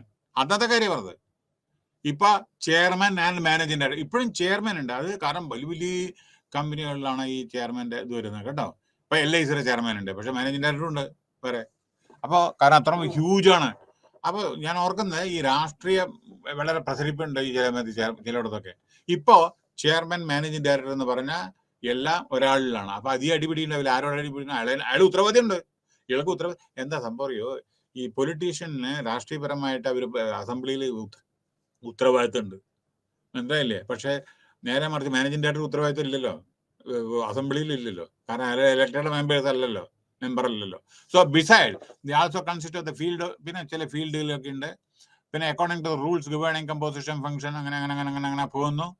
അങ്ങനെ കൺസൾട്ടേഷൻ വിത്ത് സ്റ്റേറ്റ്, പിന്നെ സ്റ്റേറ്റ് ഗവൺമെന്റിന്റെ കൺസൾട്ടേഷൻ, എല്ലാ കാര്യങ്ങളും ചെയ്യുമ്പോഴും നമ്മുടെ സ്റ്റേറ്റ് ഗവൺമെന്റിന്റെ ഇത് വേണം. കാരണം എന്താണെന്ന് വെച്ചാൽ പിന്നെ ക്വാളിഫൈഡ് ആളുകളെ വെക്കണം. എന്താ പറയുന്നത് വെച്ചാൽ നമ്മൾ കണ്ടുകൊണ്ടിരിക്കുന്നതാണ് ഓരോന്ന്. ആര് ചെയ്യണം, ആർക്ക് വേണ്ടി ചെയ്യണം എന്നുള്ള നിലയിൽ വരണം. കുട്ടി ആര് ദത്തെടുക്കും, അത് കഴിഞ്ഞിട്ട് ആർക്ക് കൊടുക്കും, കുട്ടി വളർത്തുന്ന ആരാണ്, ഇങ്ങനെയുള്ള പ്രശ്നം അങ്ങനെയൊന്നും പാടില്ല. ക്ലിയർ കട്ട് റൂൾസ് ഉണ്ട്, അത് കംപ്ലൈ ചെയ്യണം. കാരണം എന്താ ഈ കൺഫ്യൂഷൻ അറിയാം, മൾട്ടിപ്പിൾ ഏജൻസീസ് ഉണ്ട്. അപ്പൊ ആരാ എന്ത് ചെയ്യുന്നത്? ഇവര് വിചാരിക്കും അവര് ചെയ്യുന്നു, അവര് വിചാരിക്കും ഇവര് ചെയ്യുന്നു. കാര്യം മനസ്സിലായോ? അപ്പൊ ആ അക്കൗണ്ടബിലിറ്റി വേണം, ക്ലിയർ കട്ട് റൂൾസ് വേണം. അതിന് state welfare board may consist member decide by പിന്നെ ഇവർക്കുള്ള guidelines central state welfare ബോർഡും കൊടുക്കും ഗൈഡ് ലൈൻസ് കേട്ടോ. പിന്നെ SSW ക്യാൻ ബി ഡിസോൾവ്. ഇത് ചില സമയത്ത് ഡിസോൾവ് ചെയ്യാം. Member board can be removed. മെമ്പേഴ്സിനെ റിമൂവ് ചെയ്യാം. എങ്ങനെ റിമൂവ് ചെയ്യാം? ഇതിലെ കുറെ മെമ്പേഴ്സ് ഉണ്ട് വിചാരിക്കുക, ചിലവരിപ്പോ റിമൂവ് ചെയ്യാം. എന്നാൽ എന്താ അറിയോ, അയാള് മൈൻഡ് ചില സമയത്ത് ഭ്രാന്തമാതിരി പെരുമാറുക വിചാരിക്കുക, അയാൾ പറയുന്നതല്ല, ആളുകളേക്ക് തെറി വിളിക്കുക വിചാരിക്കുക, അൺസൗണ്ടാ വിചാരിക്കുക. മൈൻഡ് ശരിയല്ല വിചാരിക്കുക. ചിലപ്പോൾ കോടതിയിൽ ഇയാളെ കൺവിക്ട് ചെയ്തിട്ടുണ്ട് വിചാരിക്കുക, ജയിൽവാസം നേടി ഇംപ്രിസൺഡ്, അതേമാതിരി പിന്നെ കൊല്ലങ്ങൾ ജയിലിൽ കിടന്നാൽ പോയി തീർന്ന പരിപാടി.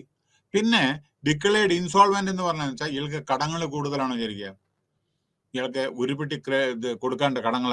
അത്തരത്തിലുള്ള ആളെ ഇതൊന്നും എടുക്കാൻ പാടില്ല. കാരണം എന്താ പറയുക, ഇവിടെ അഴിമതി നടത്തും. ഇത്തരത്തിലുള്ള ആളുകളെ ഇവിടെ എടുത്ത പ്രശ്നങ്ങൾ ഉണ്ടാക്കും. അതാണ് കുറ്റാരോപിതം എങ്ങനെയാണ് ഇതിലെടുക്കുന്നത്? ജയിലിൽ കിടക്കുന്ന ആളെ എങ്ങനെ ഇതിലെടുക്കുക? പിന്നെ പേഴ്സൺ ഹു റെഫ്യൂസസ് ടു, കാരണം ഇതിൽ അവർക്ക് ശമ്പളം ഉണ്ടേ. അപ്പൊ ജയിൽവാസം അനുഭവിച്ച ആൾക്കാർ നമ്മൾ ടാക്സ് പേയുടെ കാശ് കൊടുക്കുന്നത്. അപ്പൊ person who refuses or incapable to discharge duties, നിങ്ങൾ കൊടുത്ത ഡ്യൂട്ടി ചെയ്യാൻ തയ്യാറില്ല, അല്ലാണ്ട് കഴിവില്ലാത്ത ആളുകളാണ് എന്ന് കഴിവില്ല വിചാരിക്കുക. പിന്നെ അങ്ങനത്തെ ആളുകൾ എന്തിനാ വെക്കാന്ന്? പിന്നെ ആബ്സെൻസ് ഓഫ്, വളരെ ആബ്സെന്റിസം, വരില്ല. ഇന്ന് വന്നാൽ പിന്നെ 30 ദിവസം വരില്ല. അങ്ങനെയുള്ള ചില ആളുണ്ട് വെറും അറ്റൻഡൻസിന് ഒരു ദിവസം വന്നിട്ട് 3 കോൺസിക്യൂട്ടീവ് മീറ്റിംഗ്. പിന്നെ വേറൊരു കാര്യം എന്താ പറയുക, മീറ്റിംഗിൽ ബോർഡ് മീറ്റിംഗ് അറ്റൻഡ് ചെയ്യില്ലായിരിക്കും. അപ്പം നിയമമുണ്ട് രജിസ്റ്റർ കമ്പനീസിന് ഇതിലൊക്കെ 2-3 ബോർഡ് പെർമിഷൻ എടുക്കാം. വേറെ മെഡിക്കൽ ഗ്രൗണ്ട് ഇതൊക്കെ പെർമിഷൻ എടുക്കാം. പെർമിഷൻ ഇല്ലാണ്ട് 3 ബോർഡ് മീറ്റിംഗ് അറ്റൻഡ് ചെയ്തതിന് ഓട്ടോമാറ്റിക്കലി ടെർമിനേഷൻ വരും. അപ്പൊ അങ്ങനെയുള്ള ചില കാര്യങ്ങളൊക്കെ ഉണ്ട്. ഓക്കെ, പിന്നെ ഇവരുടെ ഡ്യൂട്ടിയാണ് പറയുന്നത്. ഓക്കെ, പിന്നെ yes, invite, accept, scrutinise and recommend to, ഇവരുടെ ഡ്യൂട്ടിയെ പറ്റിയിട്ടാണ് ഓരോന്ന് പറയുന്നത്. ടു പ്രൊവൈഡ് അഡ്വൈസ്, ഓരോ ഉപദേശങ്ങൾ കൊടുക്കുക, വെൽഫെയർ കോർഡിനേറ്റ് ചെയ്യുക, അഡ്വാൻസ്മെന്റ് വളണ്ടറി ഏജ് ഇതിന്റെ, അതേമാതിരി വയസ്സായുള്ള ആളുകൾക്ക് ഇത് അൺകവേർഡ്, ഓരോരുത്തർക്ക് ഇൻഷുറൻസ് ഇല്ലാത്ത ആളുകളൊക്കെ സംരക്ഷിക്കുക. To assist central social welfare board offering field counselling, ഓരോരോ ഫീൽഡിൽ പോയിട്ട് കൗൺസിലിംഗ് ചെയ്യേണ്ടി വരും ചില സ്ഥലങ്ങളിൽ പോയിട്ട്. ഫാമിലി കൗൺസിലിംഗ് സെന്റർ ഇത് 1983 സ്റ്റാർട്ട് ചെയ്തത്. എന്താണ് ഒബ്ജക്റ്റീവ്? ക്രൈസിസ് ഇന്റർവെൻഷൻ, എന്തെങ്കിലും പ്രശ്നങ്ങളുണ്ടെങ്കിൽ അവിടെ പോയിട്ട് ചെയ്യുക. Independent enquiry, dowry, death. ചില മരണങ്ങൾ എത്രയോ ഉണ്ടല്ലോ, ചിലർ പറയുക തന്നെ മരിച്ചാണ്, തന്നെ സങ്കടം കൊണ്ട് ഭാര്യ തൂങ്ങി മരിച്ചാണെന്നൊക്കെ പറയും. പിന്നീട് മനസ്സിലാവും ഭാര്യയെ കൊന്നിട്ട് കെട്ടിത്തൂക്കിയതായിരിക്കും, അല്ലേ? അങ്ങനെയുണ്ടോ ചിലത്. അപ്പൊ അത് ഇൻവെസ്റ്റിഗേറ്റ് ചെയ്യുക.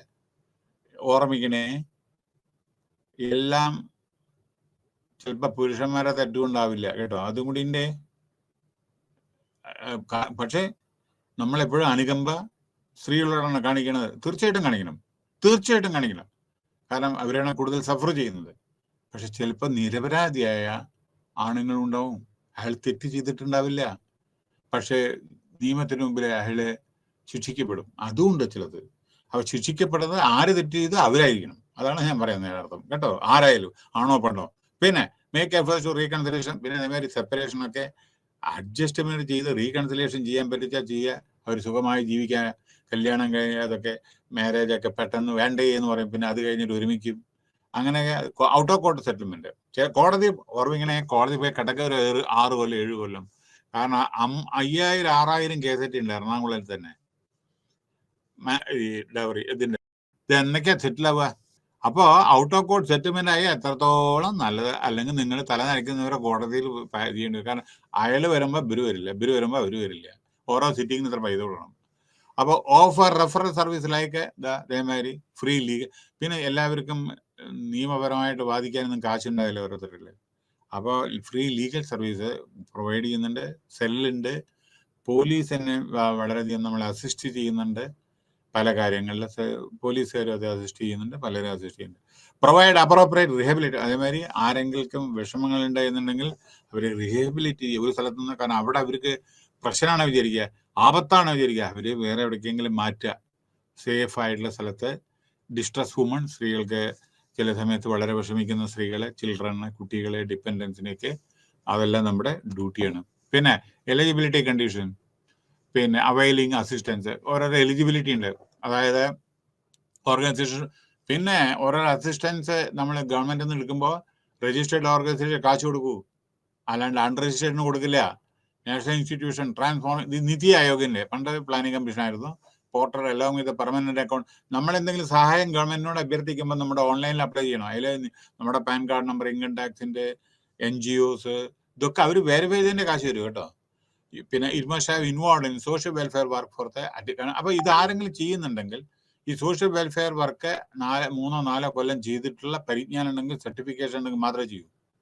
അവർ ഗവൺമെന്റ് പൈസ തരൂ കേട്ടോ. അല്ലാണ്ട് ചുമ്മാ ഗവൺമെന്റിന് പൈസ പറഞ്ഞാൽ ടാക്സ് പേരുടെ കാശല്ലേ. അപ്പൊ അതിനൊക്കെ ഇതുണ്ടല്ലോ, ഇങ്ങനെ പൈസ കൊടുത്തു ചോദിക്കില്ലേ. The roles and responsibility of personnel, facility, resources, managerial skill and experience to fulfill the objectives of FCC. പിന്നെ ഫാമിലി കൗൺസിലിംഗ് കേട്ടോ. The FCC scheme would be open to all Indian citizens, religion, caste, അങ്ങനെ വിചാരിക്കരുത്. എല്ലാവർക്കും ഇത് നിയമം എല്ലാവർക്കും equal ആണ് കേട്ടോ. അതായത് അവിടെ കാസ്റ്റും ഇല്ല, റിലീജിയനും ഇല്ല, യാതൊന്നുമില്ല, റേസോ ക്രീഡോ ലാംഗ്വേജോ ഒന്നുമില്ല, എല്ലാവർക്കും ബാധകമാണ് ഇതൊക്കെ.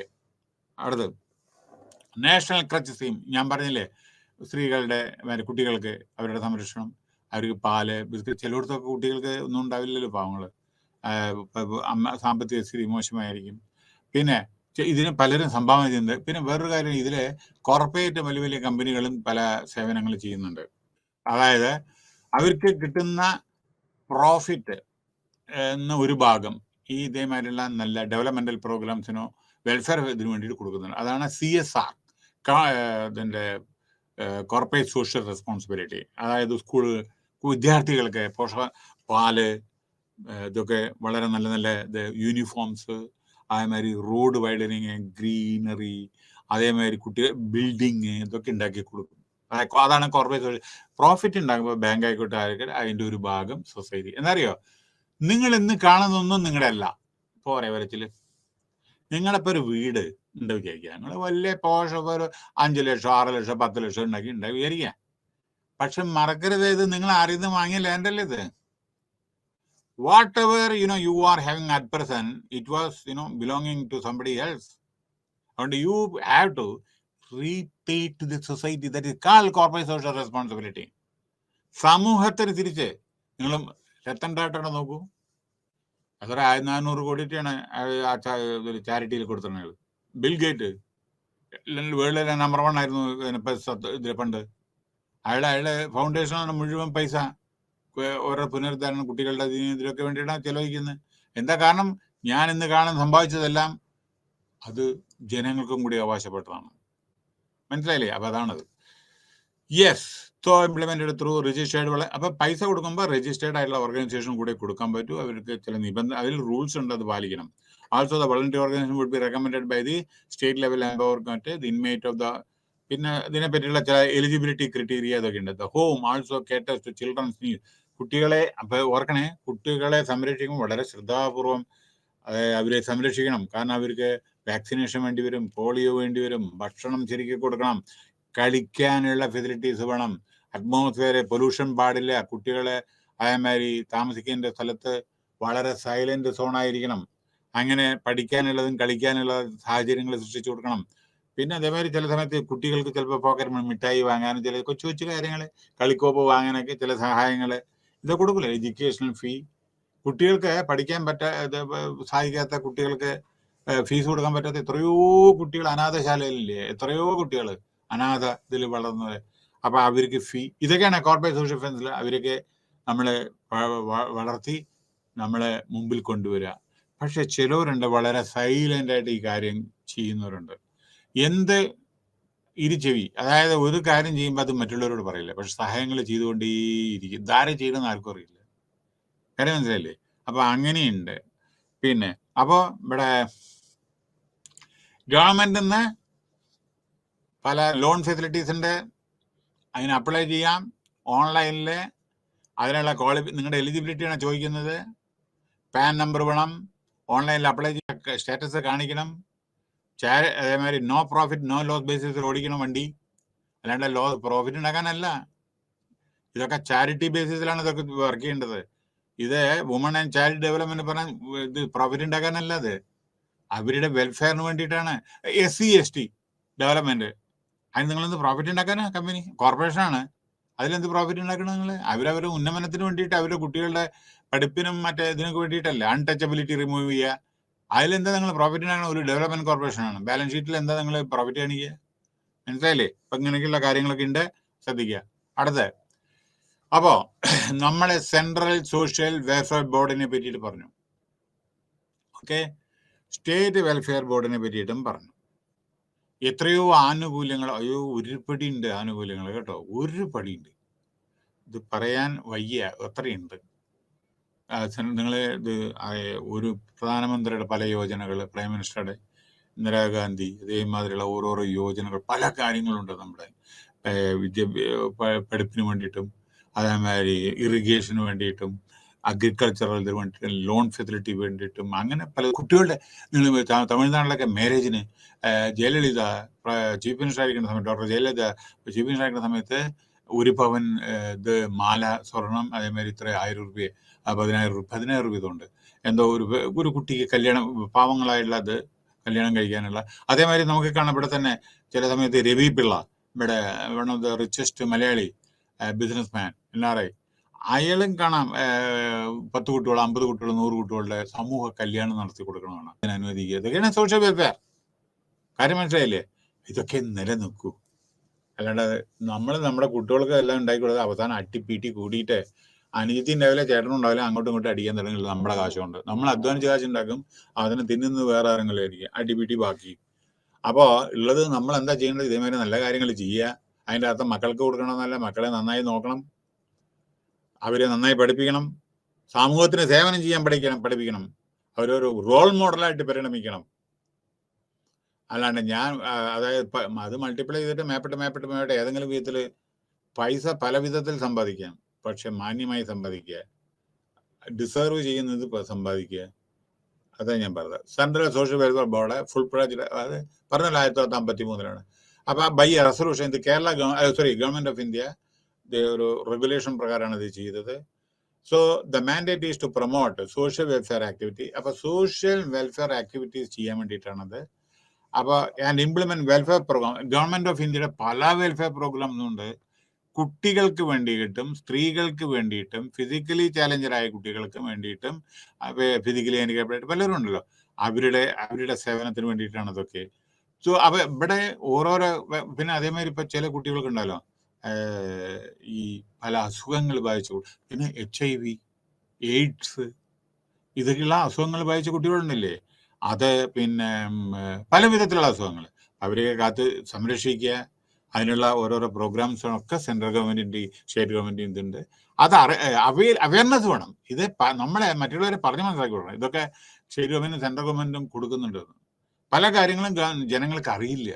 അതാണ് വേറൊരു പ്രത്യേകത. അറിയില്ല. ഈവൻ എനിക്കറിയില്ല ഞാൻ എടുക്കുന്ന ക്ലാസ്. കാരണം ഇത് വായിക്കുമ്പോഴേ അറിയുന്നത് ഇതെല്ലാം ഉണ്ടെന്ന്. ചില സമയത്ത് എത്രയോ പ്രോഗ്രാംസ് ഞാൻ ക്ലാസ്സിൽ തൊട്ടിരിക്കുന്നതാണ്. അപ്പൊ പുതിയ ഇതുങ്ങൾ വരുന്നുണ്ട് ചിലത്. അപ്പോ to administer the development projects at the state level, SSWB has been, അതായത് സ്റ്റേറ്റ് കേട്ടോ, social welfare board has been established. The main aim of state social welfare board and the duty facilitator between the field, state and central social welfare board. അപ്പൊ ഇതിന് ഒരു കാര്യം കൂടി ഉണ്ട്. Central ഇതുണ്ടല്ലോ, അവരായിട്ടും കൂടി ടൈപ്പ് ചെയ്യണം.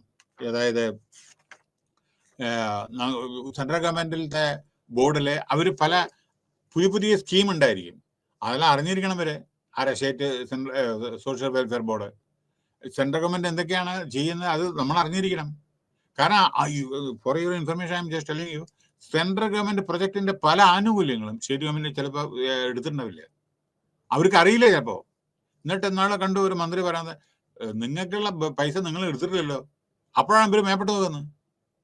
അപ്പൊ അതാണ് പറഞ്ഞത്, ചില അവയർനെസ് വേണം. എത്ര സെൻട്രൽ ഗവൺമെന്റ് തരുന്നുണ്ട് എന്ന് നോക്കണം, അവ എന്തെല്ലാം ഫെസിലിറ്റീസ് ഉണ്ട് നോക്കണം. ഓരോരോ ബോർഡും അവർക്ക് അർഹതയായ ഇതിൽ സെൻട്രൽ ഗവൺമെന്റ് എടുക്കാം, അതിന് യാതൊരു പ്രശ്നമില്ലല്ലോ. So as implemented. അപ്പോൾ ഇങ്ങനെ സെവറൽ ഡെവലപ്മെന്റ്. പിന്നെ ഫാമിലി കൗൺസിലിങ്ങിനെ പറ്റിയിട്ട് ഞാൻ ആൾറെഡി പറഞ്ഞു. ഫാമിലി വളരെ പ്രധാനപ്പെട്ടതാണിത്. കാരണം ഈ ഡ്രഗ്സ് മറ്റേ ഇതേമാതിരി ഓരോ കാര്യങ്ങളിൽ പിന്നെ പല എന്താ പറയണ്ടേ, അൺവാണ്ടഡ് ഇന്റർഫിയറൻസ്, ഇതൊക്കെ പല കാര്യങ്ങളും നടക്കുന്നുണ്ട്.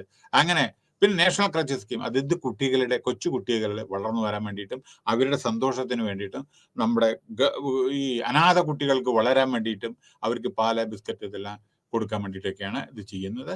അതേമാതിരി ഷോർട്ട് ഹോം സ്റ്റേ, അതായത് ടെമ്പററി ആയിട്ട് താമസിക്കാൻ വേണ്ടിയുള്ള സൗകര്യം ചെയ്തു കൊടുക്കുക. അതായത് ഒരു സ്ത്രീകളോ ആരെങ്കിലും ഇപ്പോൾ രാത്രി ട്രെയിനിൽ വന്നു, അവരെവിടെ താമസിക്കും? അപ്പം അവർക്ക് ഇന്ന സ്ഥലം ഉണ്ടെന്ന് പറഞ്ഞാൽ അവർ ഉടനടി അവിടെ പോയിട്ട് താമസിക്കാം. വളരെ അവിടെ സെക്യൂരിറ്റി ഗാർഡ് ഉണ്ടാവും, ഭക്ഷണം ഉണ്ടായിരിക്കും, ഇതെല്ലാം ഉണ്ടായിരിക്കും, നോമിനൽ റെന്റ് ആയിരിക്കും. അപ്പം അങ്ങനെ സ്റ്റേറ്റ് ഗവൺമെന്റ് ഉണ്ട്, സെൻട്രൽ ഗവൺമെന്റ് ഉണ്ട്.